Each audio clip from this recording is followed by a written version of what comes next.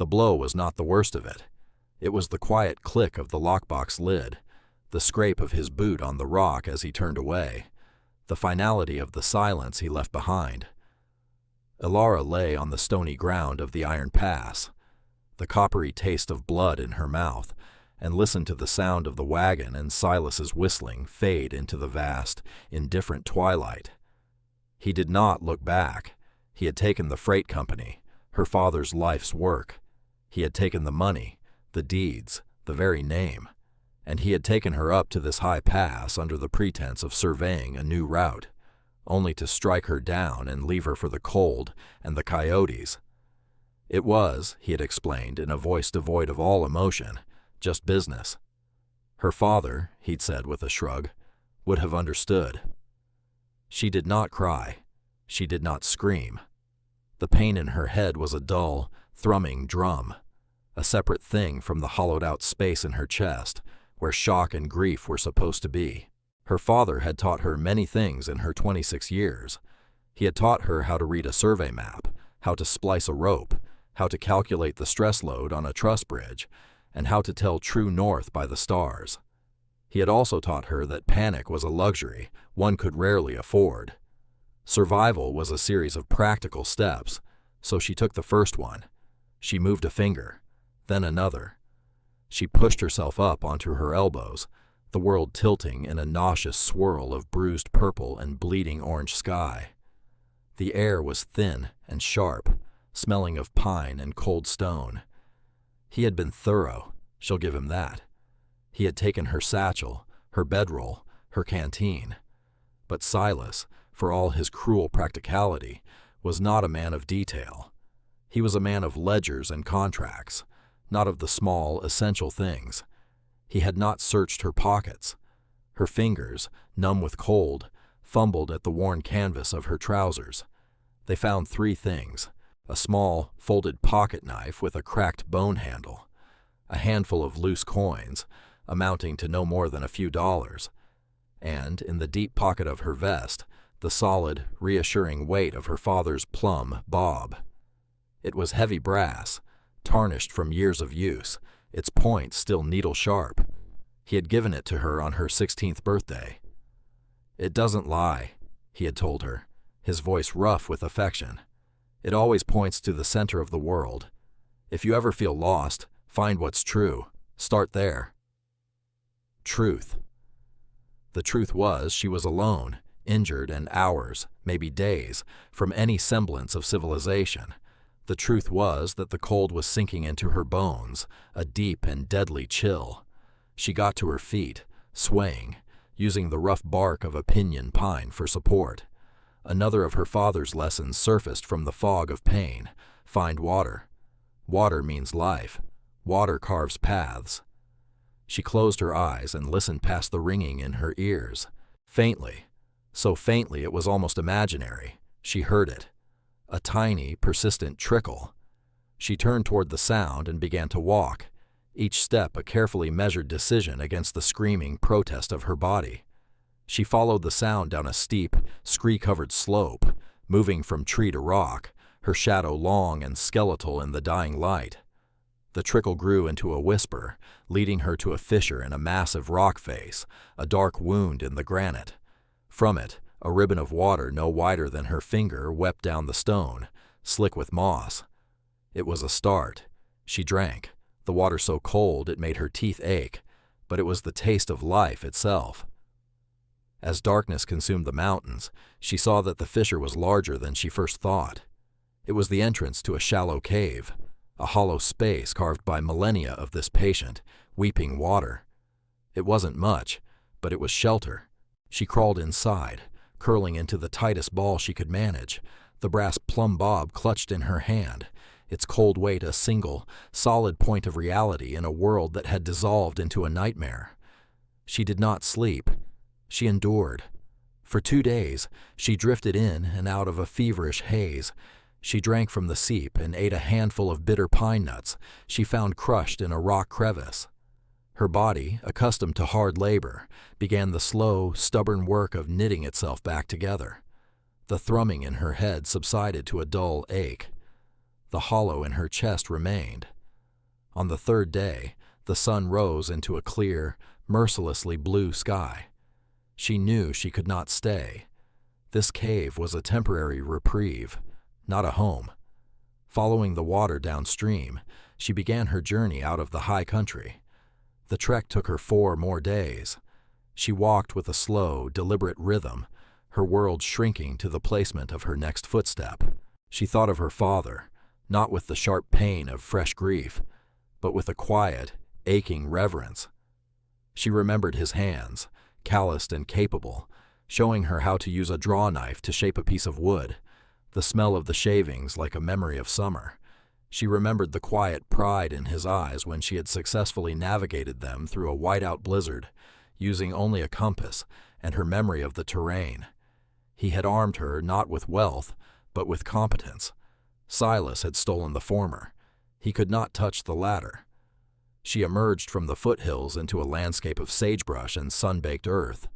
In the distance, a thread of smoke promised a town. It was Cinder Gulch, a place that seemed to have been forgotten by the same world that had forgotten her. It was little more than a single dusty street, lined with a few weary-looking buildings, a general store, a blacksmith's forge gone cold, and a saloon from which the sound of a tinny piano leaked into the afternoon heat.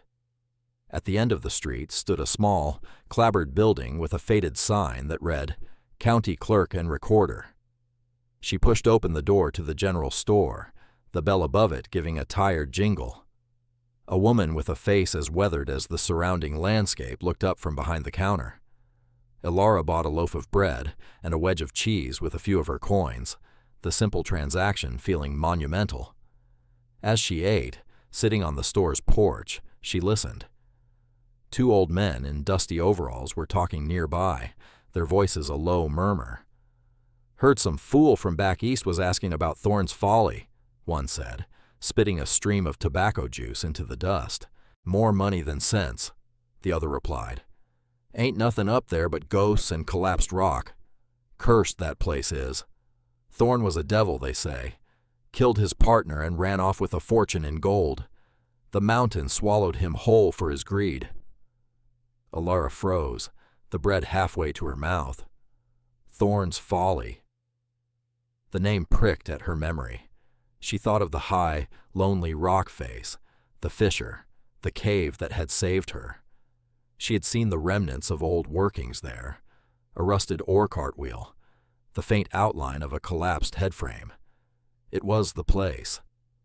A desperate, audacious idea began to form in her mind. It was a fool's hope, born of having nothing left to lose. She finished her meal, stood up, and walked with a newfound purpose to the county clerk's office. The clerk was a small man with a green eyeshade and an air of profound boredom. He looked at her torn clothes and bruised face with weary disdain. "Help you?" he asked, not looking up from his paperwork. "I'd like to see the plat map for the Thorne claim," she said, her voice steadier than she felt. He sighed, a long, suffering sound, and pulled a dusty ledger from a shelf. He ran a finger down a page. "Thorne's Folly, 40 acres of worthless rock. Been on the county rolls for 60 years. Back taxes amount to, let's see, $2.50. He looked at her over his spectacles, a flicker of amusement in his eyes. "Planning on striking it rich?" "I'll take it," she said, ignoring the jibe. She counted out the exact amount from her dwindling supply of coins and laid them on the counter. The brassy clink of the money seemed to echo in the silent room. The clerk stared at the coins, then at her. He shrugged, a small smirk playing on his lips. It was, his expression said, her funeral. He stamped the deed with a heavy, final-sounding thud and pushed it across the counter. "All yours, miss.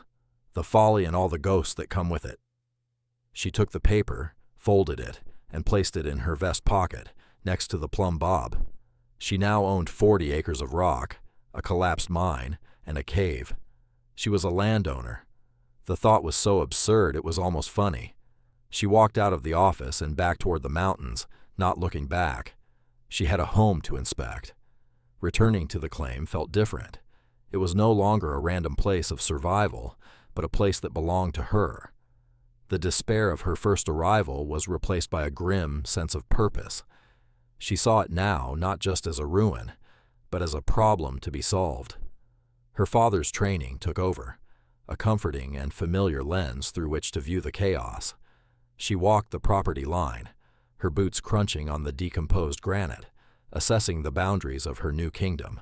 The main structure, what the old men had called the mine, was in fact the remains of a dugout assay office, built directly into the cliff face. The heavy timbered facade had long since collapsed into a heap of splintered, silvered wood, but the portion carved from the rock itself was largely intact. It was a series of 3 small, interconnected chambers, filled with decades of dust, debris, and the nests of pack rats. This was where she would start. For the next week, she worked from sunup to sundown. She bought a shovel, a bucket, and a good pry bar in town, spending almost the last of her money. She cleared the rubble, her muscles burning with the familiar ache of honest labor. She hauled out splintered wood, shoveled out layers of dirt and rock, and evicted the resident wildlife. Slowly, painstakingly, the original shape of the rooms began to emerge. The first room had clearly been an office. She found the rusted remains of a small stove and a leg from a heavy oak desk. The second, deeper chamber was lined with sturdy, rock-cut shelves, a pantry or storage room. The third and deepest chamber was the one she had first sheltered in, connected to the others by a short, narrow passage. It was her bedroom, her fortress. The work was methodical and grounding. Each bucket of debris she hauled out was a small victory against the ruin Silas had made of her life. The scrape of the shovel on stone, the solid thud of her boots on the rock floor, these were the sounds of rebuilding. At night, exhausted, she would sit by a small fire and look at the stars, clearer and brighter in this high, clean air than she had ever seen them. She felt a profound and solitary peace settle over her. She was stripped down to the essentials, shelter, water, and work to be done. It was, she realized, enough.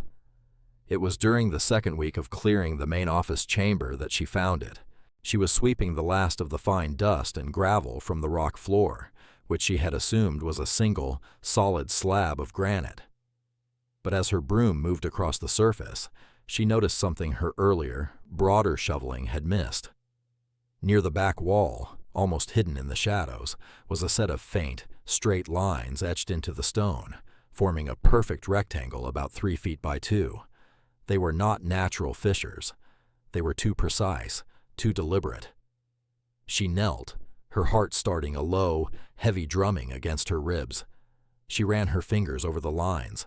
They were grooves, cut with a tool. Her eyes scanned the surface of the rectangle. It looked identical to the surrounding floor, but as she looked closer, she saw it, a pattern of shallow, circular depressions, like drill marks, arranged near one edge. They were different from the random blasting marks she'd seen elsewhere in the mine. These had a purpose. She took the pry bar, inserting the tip into the deepest groove. She put her weight on it. Nothing. The stone was seated as if it had been there for 1,000,000 years. She didn't give up.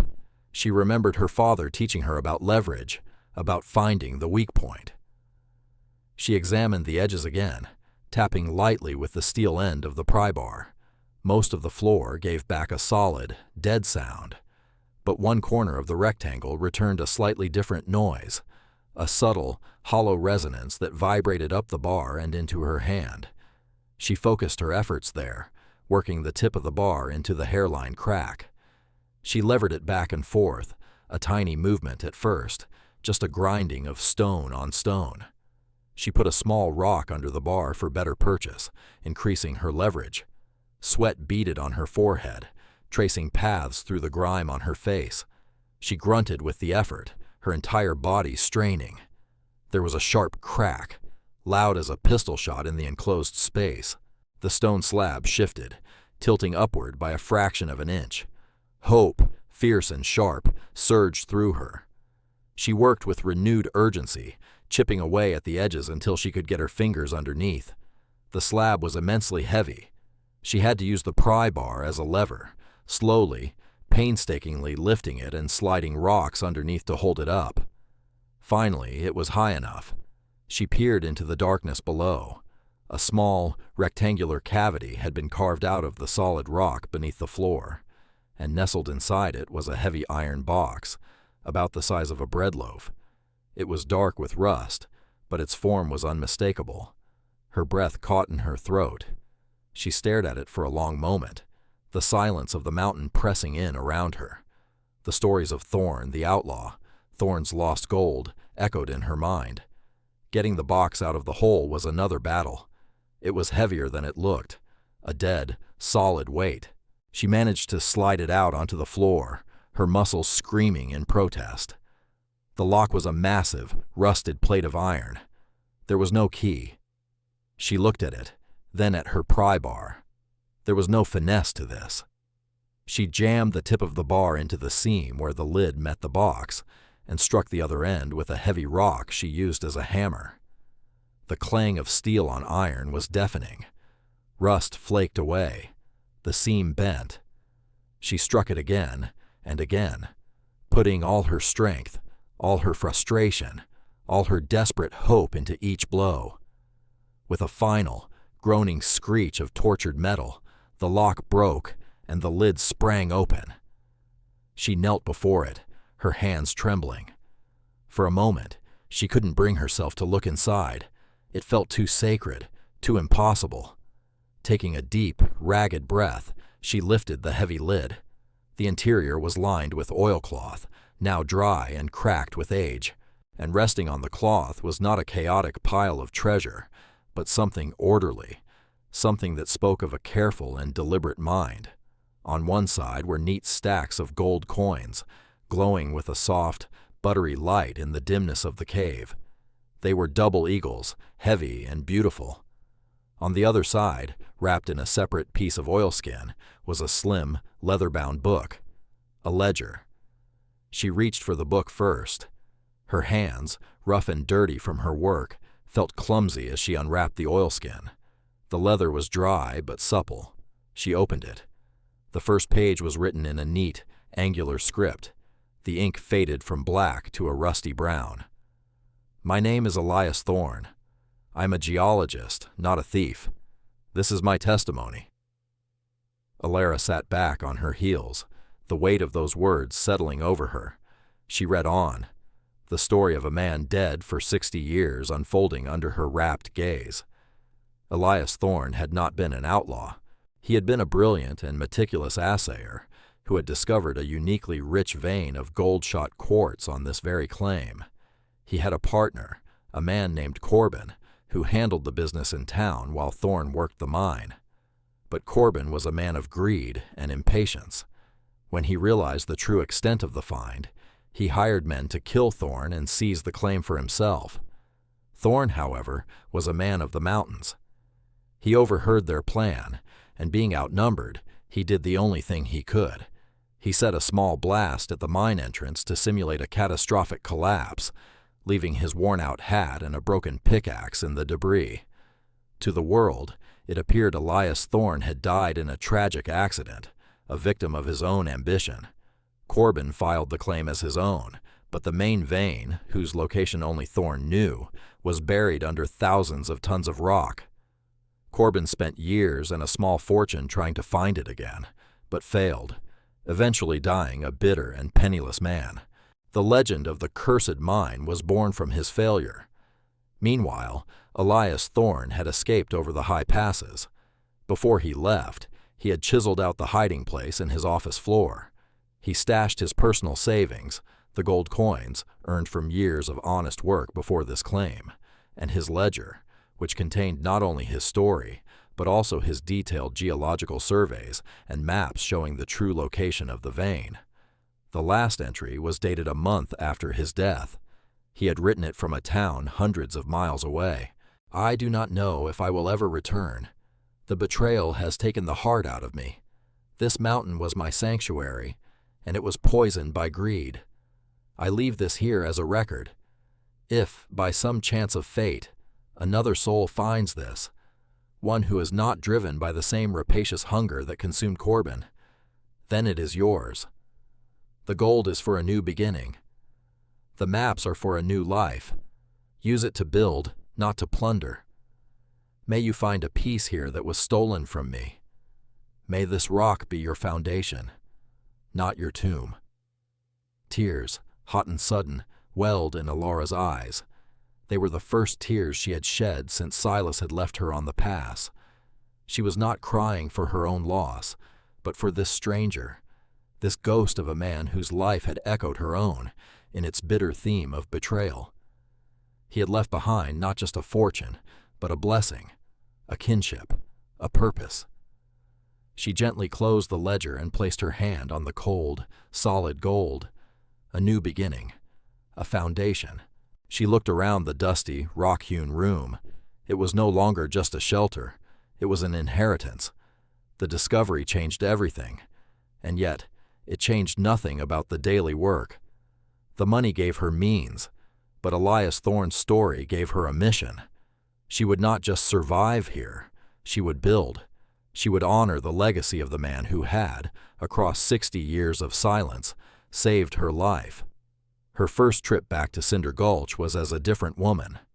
She walked with a quiet confidence that had nothing to do with the gold coins hidden in her pack, and everything to do with the purpose that now straightened her spine. She went first to the general store. Mary, the proprietor, watched her with curious eyes as Alara laid out a list. Sacks of flour and beans, salted pork, coffee, a keg of nails, 2 new axe heads, a good cross-cut saw, rope, and a whetstone. It was a list that spoke of permanence. "Looks like you're planning on staying," Mary said, her tone neutral but her eyes sharp. "I am," Alara replied simply. She paid in gold, laying one of Thorne's heavy coins on the counter. Mary's eyebrows shot up. She tested the coin with a flick of her thumbnail, listening to the pure, ringing sound. She bit it. Then she nodded slowly, a look of grudging respect dawning on her face. She had seen prospectors come and go, most with nothing but dust in their pockets and dreams in their heads. This was different. This was solid. "You'll need a way to haul this," Mary said. "Jedediah down at the forge has a sturdy mule for hire. He's a grump, but his work is true." Jedediah, the blacksmith, was a bear of a man with a beard full of soot and arms like tree trunks. He looked Alara up and down, his gaze lingering on her calloused hands. "Mary sent you," he grunted. It wasn't a question. "Need the mule?" "And some work done, if you have the time," she said. She pulled a broken chisel from her pocket. "The temper is gone." He took it, examining the blued, softened steel. "Fool's work. Someone got it too hot." He glanced at her again. "You know what you're looking at." "My father taught me," she said. He nodded, a curt, sharp gesture. He fired his forge, the bellows breathing a fierce orange life into the coals. He did not speak as he worked, but Alara watched, recognizing the familiar, efficient dance of hammer and tongs, the craftsman's deep understanding of his materials. He reshaped the chisel, heated it to a perfect cherry red, and quenched it with a furious hiss, drawing the temper back to a pale straw color at the tip. He handed it back to her. It was better than new. "What do I owe you?" she asked. "The mule is $1 a day. The chisel, call it professional courtesy," he grumbled. "What are you building up at the Folly that needs a good chisel?" "A home," she said. He grunted again, but it was a different sound this time.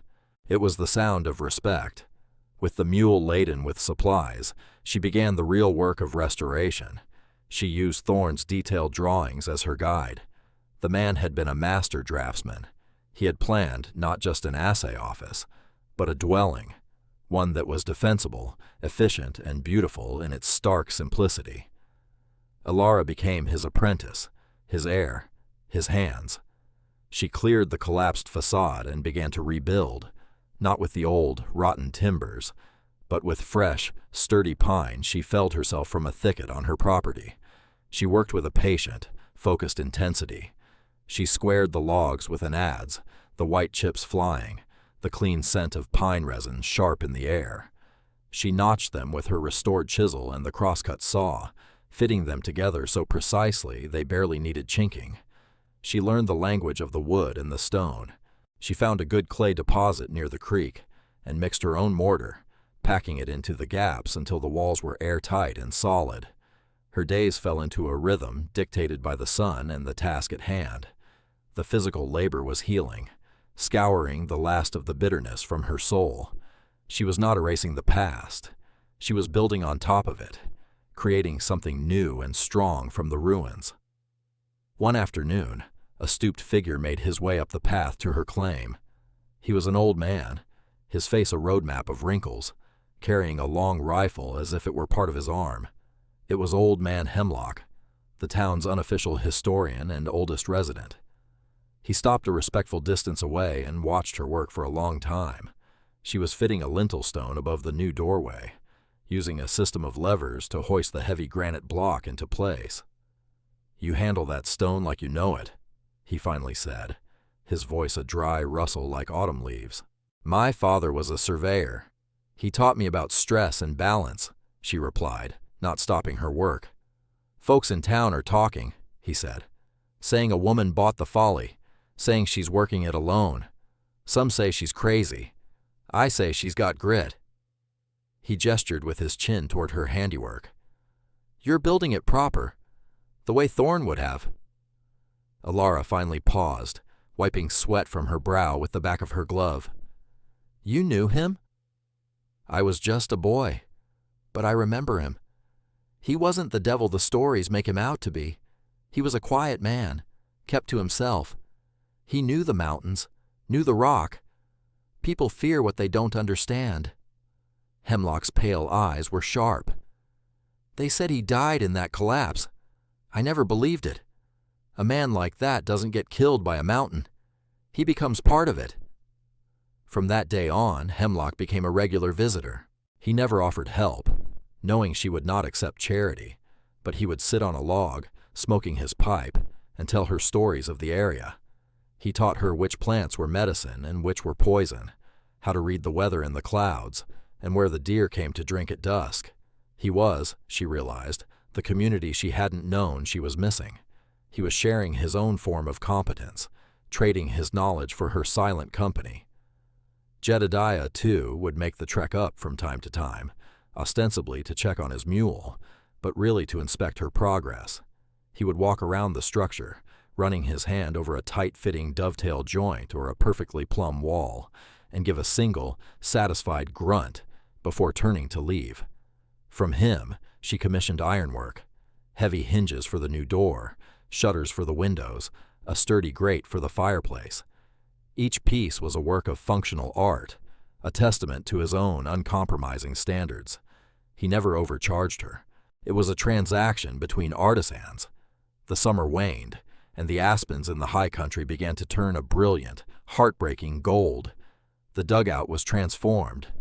It was no longer a cave, but a home, solid and secure, anchored to the mountain. It had a tight roof, a door that shut soundly against the wind, and a stone hearth that drew perfectly.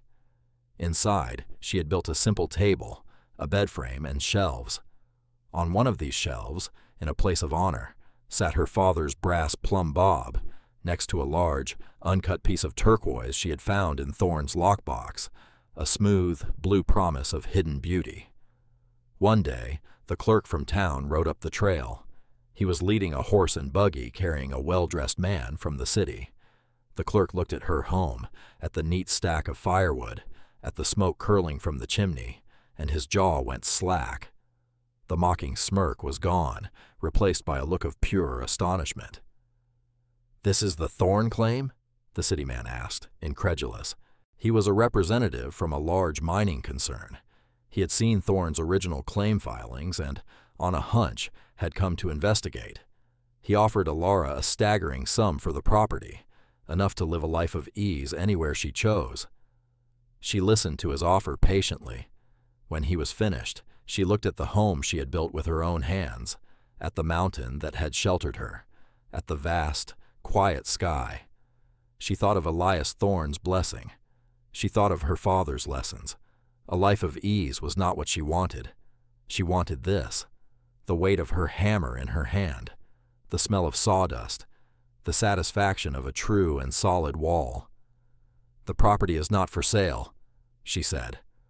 The man sputtered, argued, and increased his offer. She just shook her head. The clerk watched her, his face a mask of disbelief. He had sold her a curse, a joke, and she had turned it into a kingdom. He rode away in silence, thoroughly humbled. The first snow of winter had just dusted the high peaks when the storm came. It wasn't a blizzard, but something worse, a warm Chinook wind that melted the snowpack in a matter of hours, followed by a deluge of cold, hard rain. The creek at the bottom of the canyon, normally a placid ribbon of water, swelled into a raging, muddy torrent. It tore at the soft banks, ripping out trees and swallowing the low-lying parts of Cinder Gulch. Elara watched from her doorway, high and safe on her rock ledge. She saw the lights in Mary's store flicker and die as the water rose, inundating the main street. She saw panicked figures on the far side of the creek, their homes now cut off by the floodwaters. They were trapped. Panic was a luxury.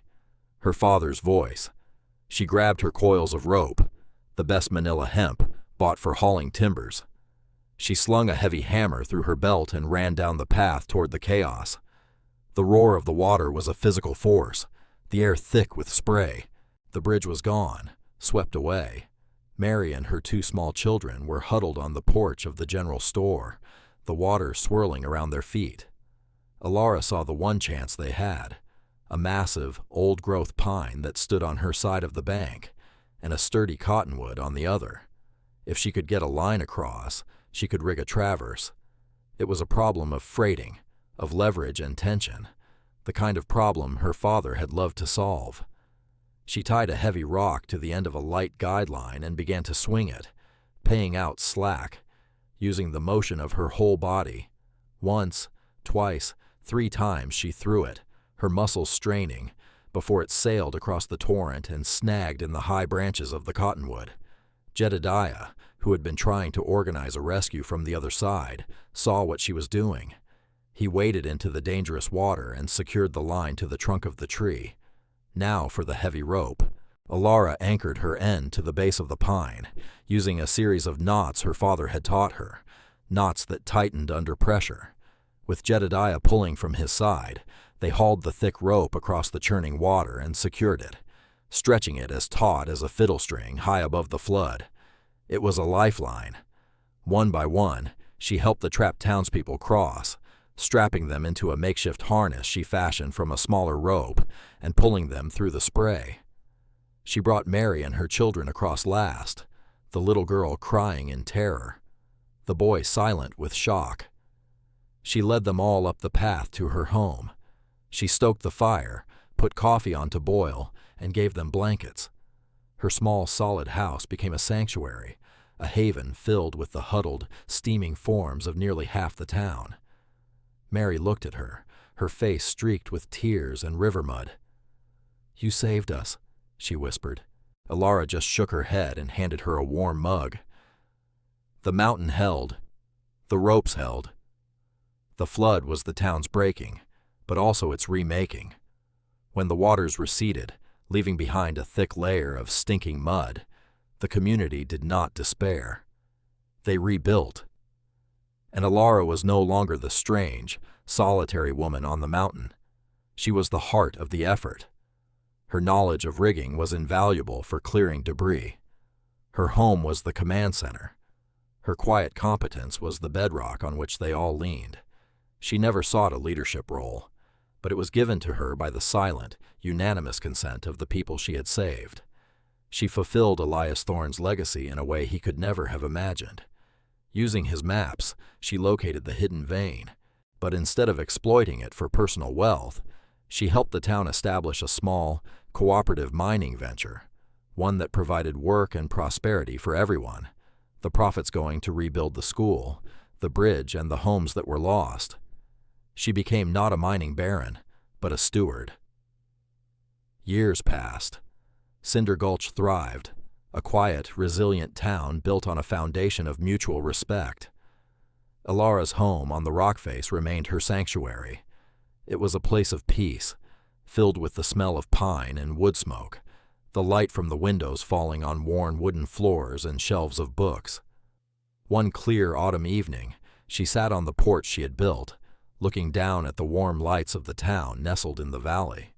The air was crisp and clean. Jedediah's hammer rang in the distance, a steady, comforting rhythm. A light glowed in the window of Mary's new, larger store. On the table beside her, her father's brass plumb bob stood next to Elias Thorne's turquoise stone. One was an inheritance of skill, the other an inheritance of chance. Together, they represented the strange, unlikely confluence of events that had brought her to this place. Silas had thought he was leaving her for dead, with nothing. He was wrong. He had left her with everything that mattered. She thought of the few coins she had placed on the clerk's dusty counter a lifetime ago. It was, she knew with a certainty as true as the plumb bob's point, the best money she had ever spent.